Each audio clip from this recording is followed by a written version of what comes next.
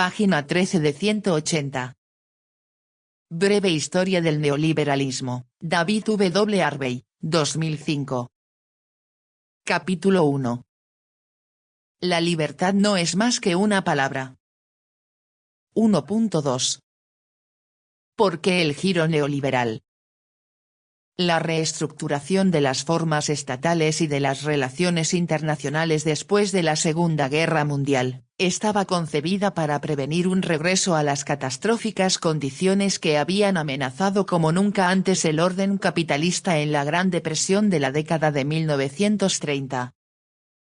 Al parecer, también iba a evitar la reemergencia de las rivalidades geopolíticas interestatales que habían desatado la guerra. Como medida para asegurar la paz y la tranquilidad en la escena doméstica, había que construir cierta forma de compromiso de clase entre el capital y la fuerza de trabajo. Tal vez, el mejor retrato del pensamiento de la época se encuentre en un influyente texto escrito por dos eminentes sociólogos, Robert Dahl y Charles Lindblom, que fue publicado en 1953. En opinión de ambos autores, tanto el capitalismo como el comunismo en su versión pura, habían fracasado. El único horizonte por delante era construir la combinación precisa de Estado, mercado e instituciones democráticas para garantizar la paz, la integración, el bienestar y la estabilidad.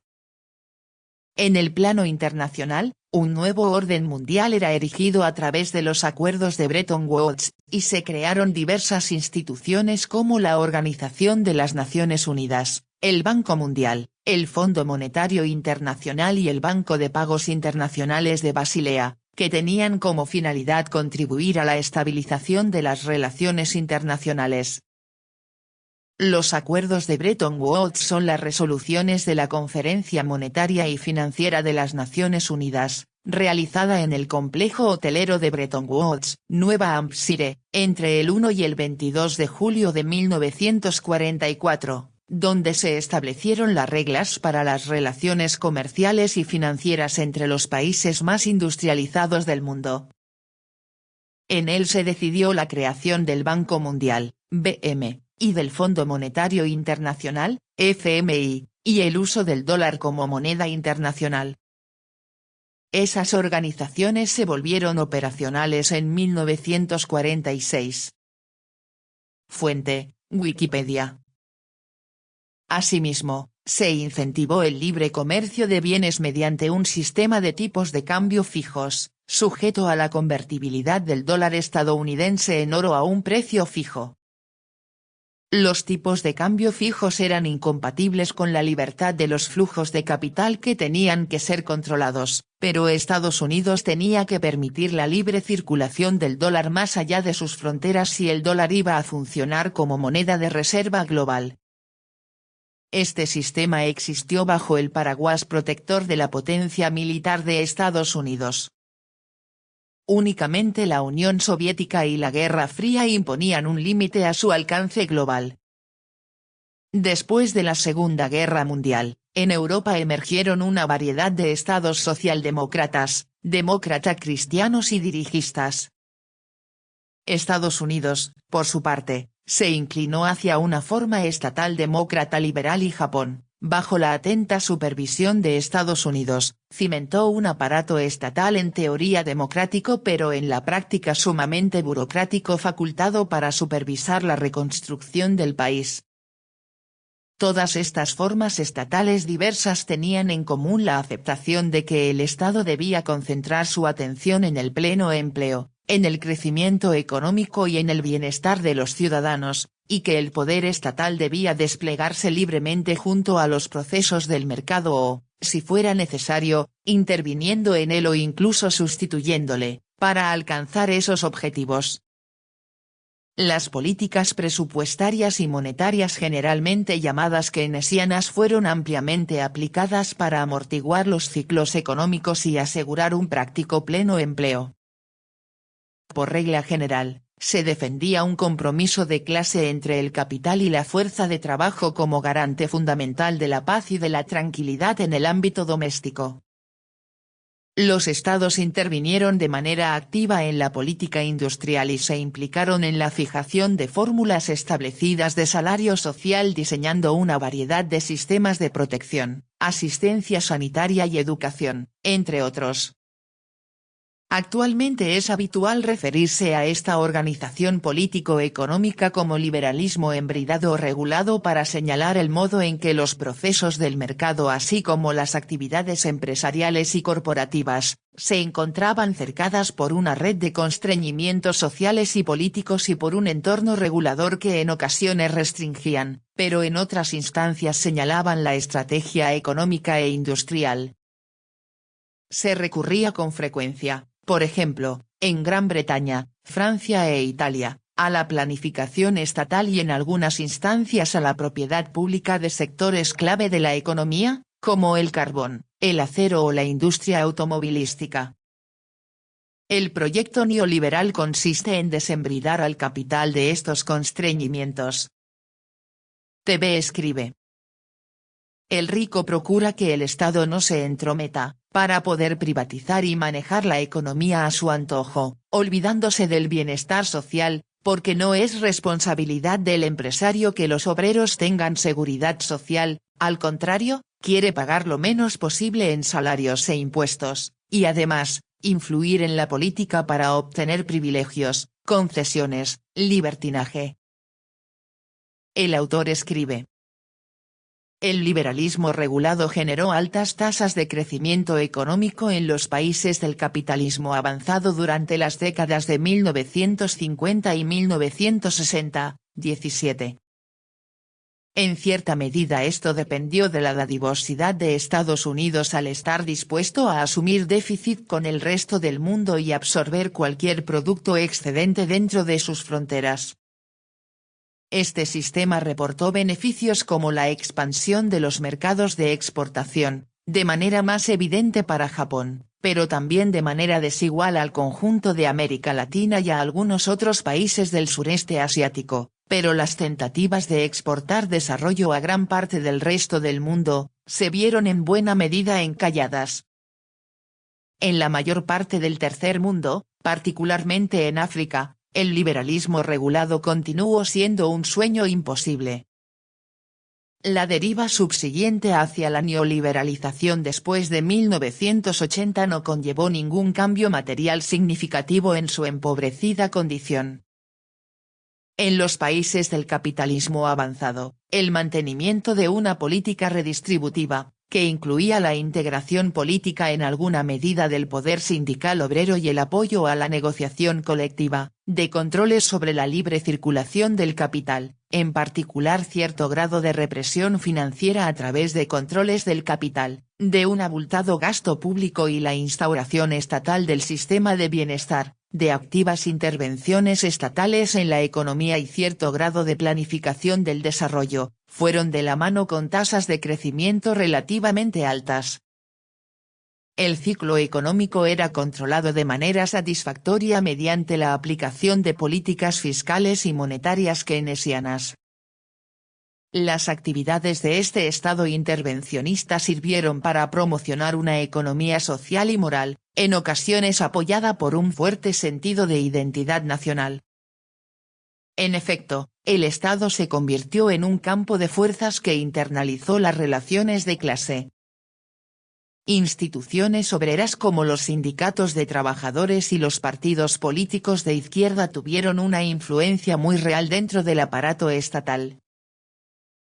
A finales de la década de 1960 el liberalismo embridado comenzó a desmoronarse, tanto a escala internacional como dentro de las economías domésticas.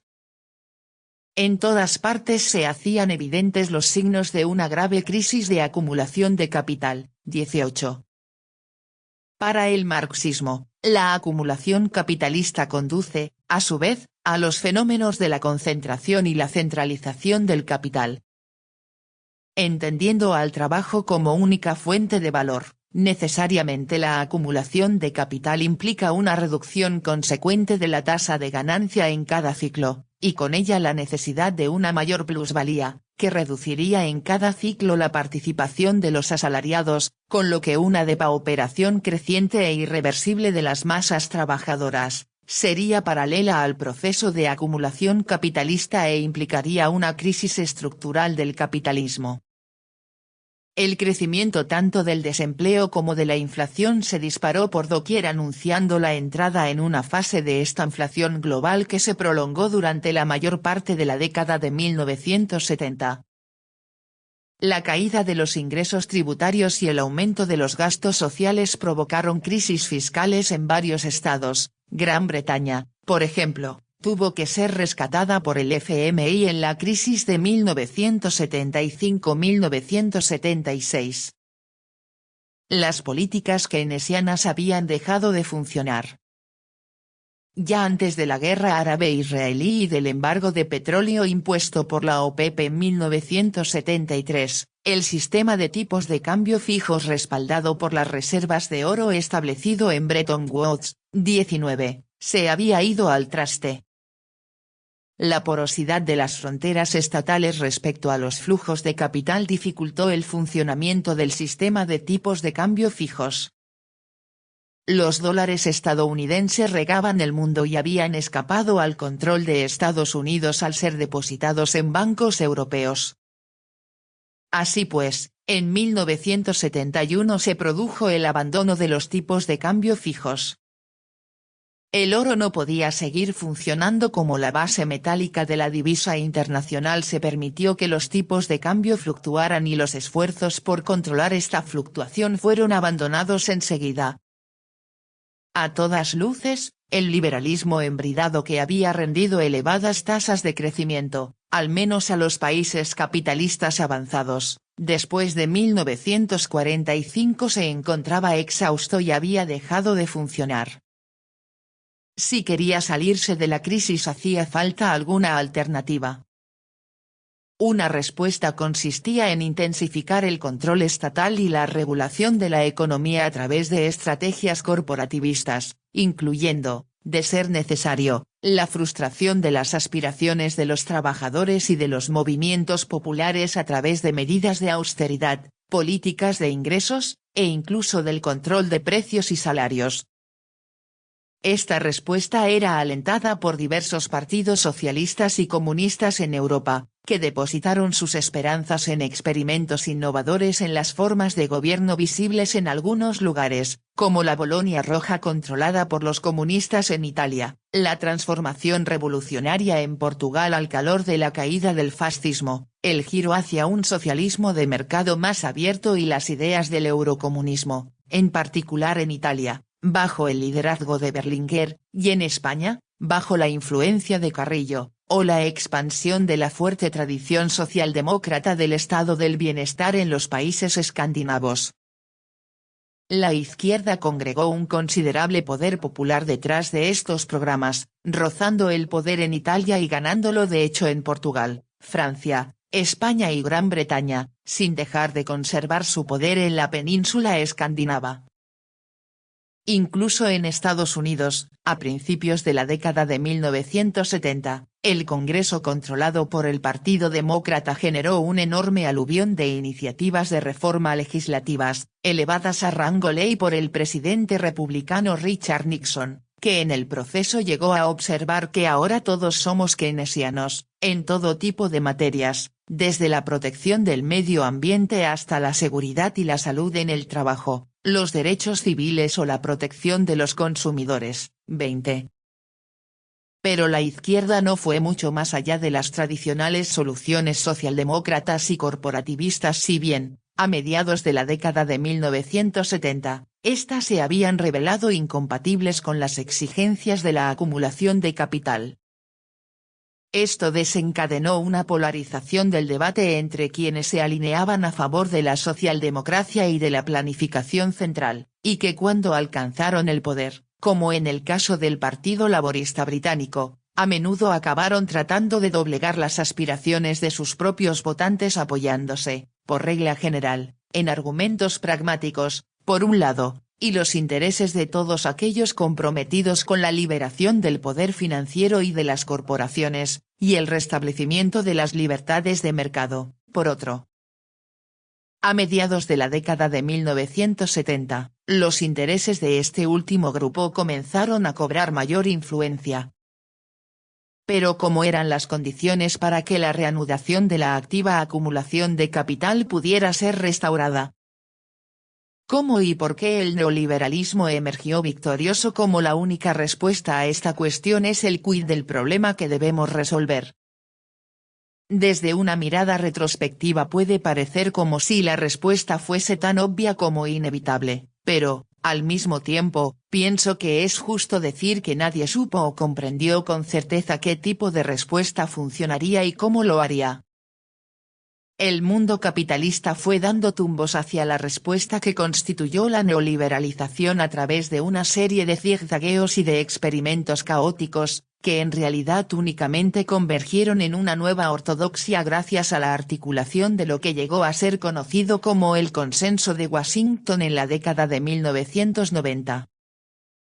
Por entonces, tanto Clinton como Blair pudieron haber dado la vuelta sin problemas a la observación de Nixon y decir de manera sencilla que ahora todos somos neoliberales. El desarrollo geográfico desigual del neoliberalismo, su aplicación con frecuencia parcial y sesgada respecto a cada estado y su formación social, testifica la vacilación de las soluciones neoliberales y las formas complejas en que las fuerzas políticas, las tradiciones históricas, y los pactos institucionales existentes sirvieron, en su conjunto, para labrar el porqué y el cómo de los procesos de neoliberalización que en realidad se produjeron. Sin embargo, hay un elemento dentro de esta transición que merece una atención específica. La crisis de acumulación de capital que se registró en la década de 1970 sacudió a todos a través de la combinación del ascenso del desempleo y la aceleración de la inflación. Ver figura 1.1, la crisis económica de la década de 1970, inflación y desempleo en Estados Unidos y Europa 1960-1987. El descontento se extendió y la unión del movimiento obrero y de los movimientos sociales en gran parte del mundo capitalista avanzado, parecía apuntar hacia la emergencia de una alternativa socialista al compromiso social entre el capital y la fuerza de trabajo que, de manera tan satisfactoria, había fundado la acumulación capitalista en el período posbélico. En gran parte de Europa, los partidos comunistas y socialistas estaban ganando terreno, cuando no tomando el poder, y hasta en Estados Unidos las fuerzas populares se movilizaban exigiendo reformas globales así como intervenciones del Estado. Esto planteaba por doquier una clara amenaza política a las élites económicas y a las clases dominantes, tanto en los países del capitalismo avanzado, Italia, Francia, España, y Portugal, como en muchos países en vías de desarrollo, Chile, México y Argentina. En Suecia, por ejemplo, lo que se conocía como el Plan Rehn-Meidner proponía, literalmente, comprar de manera paulatina a los dueños de las empresas su participación en sus propios negocios y convertir el país en una democracia de trabajadores propietarios de participaciones. Pero, más allá de esto, ahora se comenzaba a palpar la amenaza económica a la posición de las clases y de las élites dominantes. Una condición de acuerdo posbélico en casi todos los países fue que se restringiera el poder económico de las clases altas y que le fuera concedida a la fuerza de trabajo una mayor porción del pastel económico. En Estados Unidos, por ejemplo, la porción de la renta nacional del 1% de quienes perciben una mayor renta, cayó de un elevado 16% en el periodo prebélico, a menos de un 8% al final de la Segunda Guerra Mundial, y permaneció rondando este nivel durante casi 3 décadas. Mientras el crecimiento fuera fuerte, esta restricción no parecía ser importante. Tener una participación estable de una tarta creciente es una cosa. Pero cuando en la década de 1970 el crecimiento se hundió, los tipos de interés real fueron negativos y unos dividendos y beneficios miserables se convirtieron en la norma, las clases altas de todo el mundo se sintieron amenazadas. En Estados Unidos, el control de la riqueza, en oposición a la renta, por parte del 1% más rico de la población, se había mantenido bastante estable a lo largo del siglo XX. Pero en la década de 1970, cayó de manera precipitada cuando el valor de los activos, acciones, propiedades, ahorros, se desplomó. Ver figura 1.2, la crisis de la riqueza de la década de 1970, porcentaje de activos poseídos por el 1% más rico de la población estadounidense 1922-1998. Las clases altas tenían que realizar movimientos decisivos si querían resguardarse de la aniquilación política y económica. El golpe de Estado de Chile y la toma del poder por los militares en Argentina, promovidos internamente por las clases altas con el apoyo de Estados Unidos, proporcionaba un amago de solución. El posterior experimento con el neoliberalismo de Chile, demostró que bajo la privatización forzosa los beneficios de la reanimada acumulación de capital, presentaban un perfil tremendamente sesgado. Al país y a sus élites dominantes, junto a los inversores extranjeros, les fue extremadamente bien en las primeras etapas. En efecto, los efectos redistributivos y la creciente desigualdad social han sido rasgo tan persistente de la neoliberalización como para poder ser considerados un rasgo estructural de todo el proyecto. Gerard Dumenil y Dominique Levy, tras una cuidadosa reconstrucción de los datos existentes, han concluido que la neoliberalización fue desde su mismo comienzo un proyecto para lograr la restauración del poder de clase. Tras la implementación de las políticas neoliberales a finales de la década de 1970, en Estados Unidos, el porcentaje de la renta nacional en manos del 1% más rico de la sociedad ascendió hasta alcanzar, a finales del siglo pasado, el 15%, muy cerca del porcentaje registrado en el periodo anterior a la Segunda Guerra Mundial. El 0,1% de los perceptores de las rentas más altas de este país vio crecer su participación en la renta nacional del 2% en 1978 a cerca del 6% en 1999, mientras que la proporción entre la retribución media de los trabajadores y los sueldos percibidos por los altos directivos, pasó de mantener una proporción aproximada de 30:1 en 1970. A alcanzar una proporción de 500:1 en 2000, ver figura 1.3, la restauración del poder de clase, participación en la renta nacional del 0,1% más rico en Estados Unidos, Reino Unido y Francia, 1913-1988, y figura 1.4, la concentración de riqueza y el potencial de obtención de ingresos en Estados Unidos, remuneración de los altos directivos en relación con el salario medio estadounidense, 1970-2003, y el porcentaje de la riqueza de las familias más ricas, 1982-2002.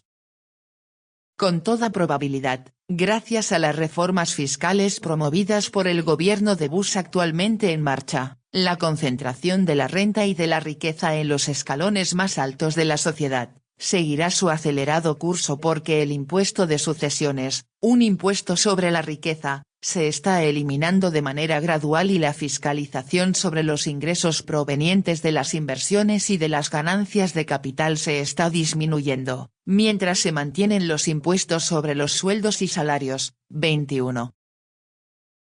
Estados Unidos no está solo en este proceso, ya que el 1% superior de los perceptores de renta en Gran Bretaña ha doblado su porcentaje de la renta nacional del 6,5 al 13% desde 1982. Y si lanzamos nuestra mirada más lejos, vemos extraordinarias concentraciones de riqueza y de poder emergiendo por todas partes. En Rusia, una pequeña y poderosa oligarquía alza su cabeza después de la terapia de choque que había sido administrada al país en la década de 1990.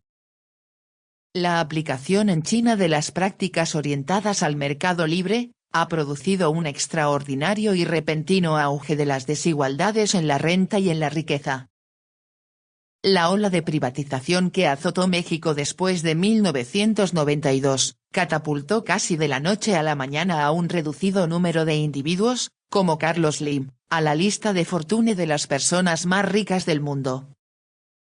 A escala global, los países de Europa del Este y de la CEI han experimentado uno de los mayores incrementos que jamás se hayan registrado. En desigualdad social. Los países de la OCDE también sufrieron enormes incrementos de la desigualdad después de la década de 1980, mientras la diferencia de renta entre el 20% de la población mundial, que vive en los países más ricos y el 20% que vive en los más pobres, arrojaba una proporción de 74:1 en 1997, por encima del 60:1 en 1990 y del 30:1 en 1960. 22. Aunque hay excepciones a esta tendencia, pues varios países del este y del sureste de Asia hasta el momento han mantenido las desigualdades en la renta dentro de límites razonables, como también ha ocurrido en Francia, las evidencias indican contundentemente que el giro neoliberal se encuentra en cierto modo, y en cierta medida, ligado a la restauración o a la reconstrucción del poder de las élites económicas. Por lo tanto, la neoliberalización puede ser interpretada bien como un proyecto utópico con la finalidad de realizar un diseño teórico para la reorganización del capitalismo internacional, o bien como un proyecto político para restablecer las condiciones para la acumulación del capital y restaurar el poder de las élites económicas. En las páginas que siguen, argumentaré que en la práctica el segundo de estos objetivos ha sido dominante.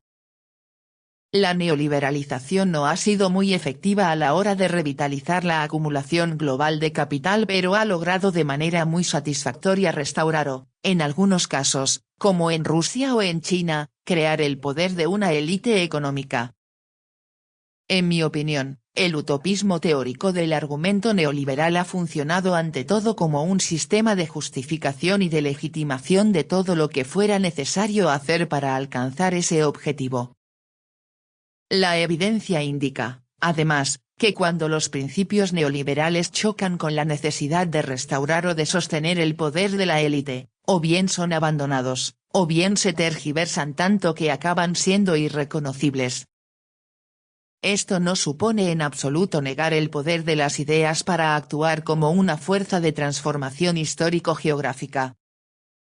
Pero, en efecto, apunta a una tensión creativa entre el poder de las ideas neoliberales y las prácticas reales de la neoliberalización que han transformado el modo en que el capitalismo global ha venido funcionando durante las últimas 3 décadas. Página 19.